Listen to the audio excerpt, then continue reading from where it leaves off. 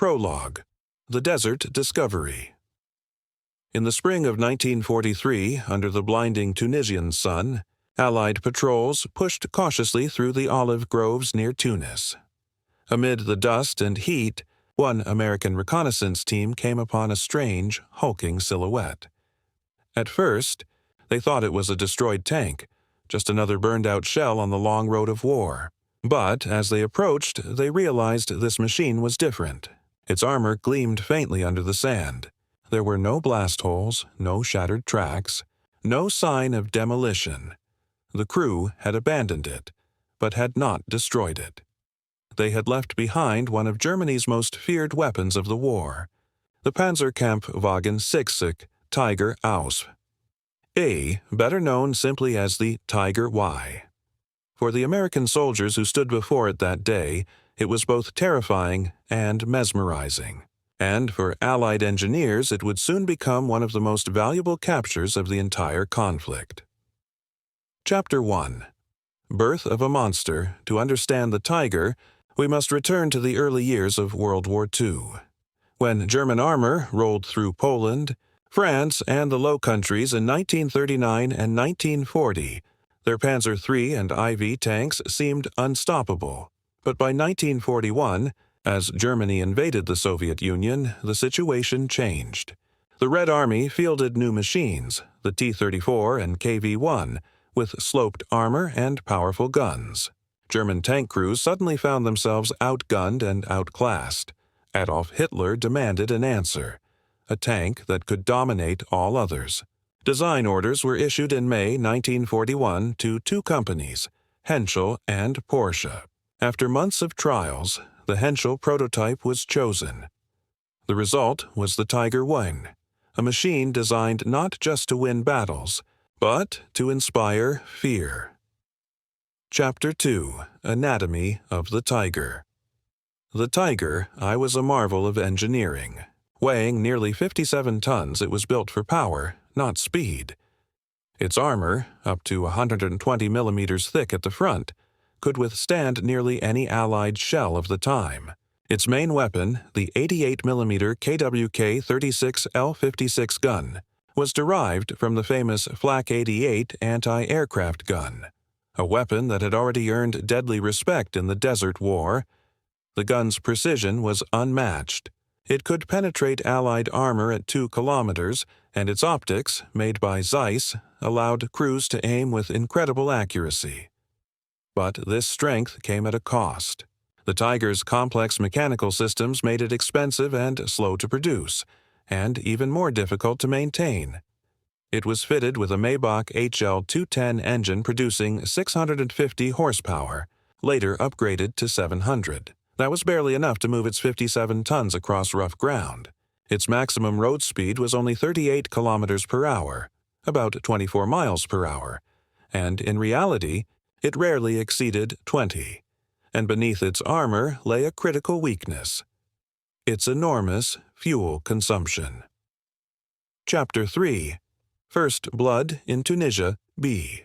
Tiger made its combat debut on the Eastern Front near Leningrad in August 1942, but its first clashes with American forces came in North Africa. In December 1942, the 501st Heavy Panzer Battalion arrived in Tunisia, bringing 20 Tiger I tanks. It was here that the Allies would first witness and fear the beast. At the Battle of Sidi Bou Zid and later at the Kasserine Pass, Tiger I tanks ambushed American M4 Shermans and British Churchills, destroying them from over a mile away. Soldiers described hearing a deep metallic roar, then watching shells bounce harmlessly off the Tiger's armor. Its presence on the battlefield was like facing a battleship on land, but these victories masked deeper problems. Many Tigers broke down before even reaching the front. Their transmissions failed, their engines overheated in the desert heat, and most critically, their fuel trucks couldn't keep up. For every hour the Tiger spent in combat, it spent several more under repair. Chapter 4. Captured. Tiger 7112 in late April 1943. As Axis forces retreated toward Tunis, the 501st Battalion abandoned several tanks. Among them was Tiger No. 712. Its crew, cut off and low on supplies, had drained the last of their fuel and fled. When American engineers reached it, they were astonished. The tank was nearly intact, complete with its 88mm gun and radio equipment. The discovery was immediately reported up the chain of command. Within weeks, Tiger 712 was loaded onto a ship bound for the United States. After a long voyage across the Atlantic and a rail journey from New York, it arrived at the Aberdeen Proving Ground in Maryland by mid-July 1943. Here, U.S. Army technicians began one of the most detailed studies of an enemy weapon ever conducted. Chapter 5. Dissecting the Beast engineers carefully examined every system. They stripped the Tiger down bolt by bolt, documenting German craftsmanship. They admired the thick interlocking armor plates, the ingenious torsion bar suspension, and the precise optics that gave German gunners their deadly aim. But one statistic shocked them most: its range. On paper, the Tiger carried 540 liters of fuel, about 140 U.S. gallons. That should have given it a road range of 120 miles. Yet in actual testing, it barely managed 100 on pavement and sometimes less than 40 cross-country. At combat throttle, the Tiger devoured 4 to 6 gallons per mile. A battalion of 20 Tigers could consume 40,000 gallons per week, nearly the same as an entire U.S. Sherman battalion twice its size. The Tiger's thirst for fuel made it a prisoner of its own power. Chapter 6. Fuel and Fire. In warfare, logistics decide victory as surely as bullets. By 1944, Germany's fuel reserves were collapsing. Synthetic oil plants were bombed, convoys destroyed, railways crippled. Heavy tanks like the Tiger became liabilities. Many units left their Tigers behind simply because they could not fuel them. Others sabotaged their own machines to prevent capture. During the Normandy campaign, Tiger crews often waited days for fuel deliveries that never came. Even in the famed Battle of the Bulge, many Tigers were abandoned intact, not destroyed in combat but empty, silent, and dry. The weapon built to dominate the battlefield was defeated by its own logistics. Chapter 7. Power versus Practicality. Military historians still debate the Tiger's true value. Tactically, it was unmatched. One Tiger could destroy a dozen Shermans if positioned well. Psychologically, it terrified Allied tank crews. But strategically, it was a drain.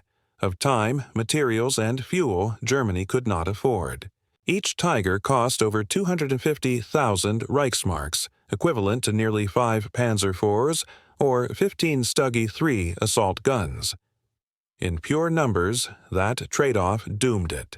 Only 1 347 Tiger I tanks were ever built. Meanwhile, the Allies produced tens of thousands of Shermans, T-34s, and Churchills.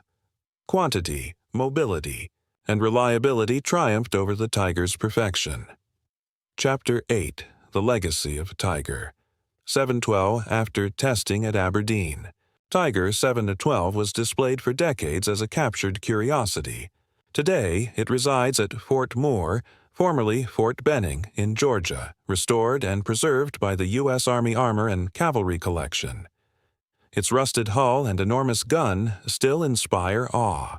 Visitors stand beside it, imagining the thunder of its engine and the fear it once commanded. But for military students, its lesson is clear. No matter how powerful the weapon, it is useless without the means to sustain it. Epilogue. The Price of Power, the Tiger. I was the ultimate expression of German engineering ambition, a masterpiece of design, and a monument to the limits of perfection in war. It proved that a tank can win battles, but only logistics, fuel, and endurance can win wars. As the sun sets over the Tunisian desert where Tiger 712 was first found, its story remains a testament to both genius and folly, to the idea that even the strongest machines cannot outrun the simple truth, that power without supply is merely potential. The Tiger. I roared louder than any other tank of its time. but in the end it ran out of fuel.